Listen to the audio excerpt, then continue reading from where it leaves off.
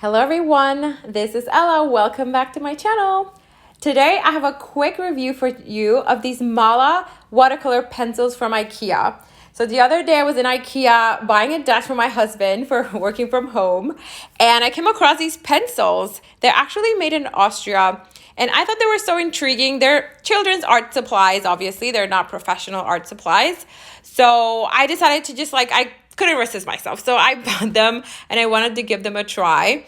And I would try to open the packaging, which looks like simple enough, right? But I actually probably needed adult supervision because I really did a number on my finger. So I'll be wearing a Band-Aid for the rest of this video. Sorry. It is what it is. I'm clumsy sometimes. But the kit comes with 10 colors, a sharpener, and a small watercolor brush, I was kind of pretty impressed with the watercolor brush. It worked really well. The pencils are raw wood.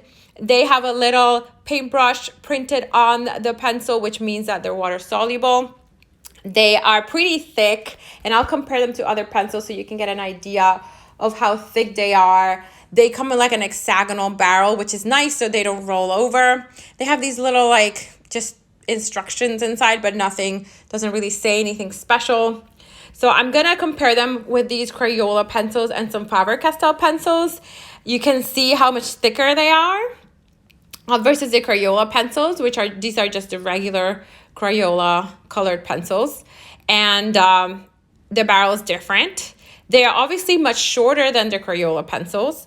The pad that is under my desk right here, on my desk, each one of those squares is 1 inch. So you can see they're about 5 inches long. I'm going to compare them with these Faber Castell jumbo grip pencils, which I love.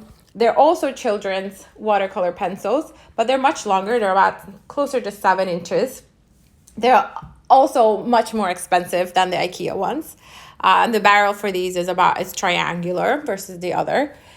And they come in a beautiful tin. They were very expensive, actually. They were like 30 something dollars, which is crazy for a children's art supply, but I couldn't, I just love the tin, so I ended up buying them. And I used them for sketching too, actually. So I did some swatches of these pencils so you can see what they look like before getting dissolved and after getting dissolved. The beauty of these watercolor pencils, or any watercolor pencil, is the fact that you can use them like regular colored pencils. You can layer them or you can dissolve them.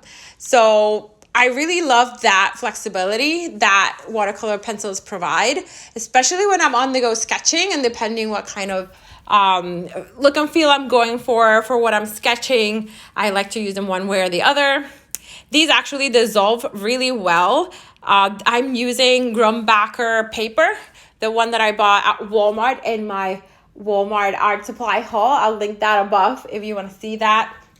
This is not the best paper for watercolors in general, or watercolor pencils, but it's decent, it's cheap, and if you're using kids art supplies, you wouldn't use our very expensive paper. That being said, these pencils will probably look a lot better in 100% cotton paper, probably. They do look a little bit chalky when you mix them, so I'm comparing them. I did a wheel. The one closest to you is the MÅLA pencils. The one that I'm painting right now is the Faber Castell jumbo grip. So you can tell the jumbo grip is definitely a bit more saturated and vibrant colors than the MÅLA pencils, but not by much.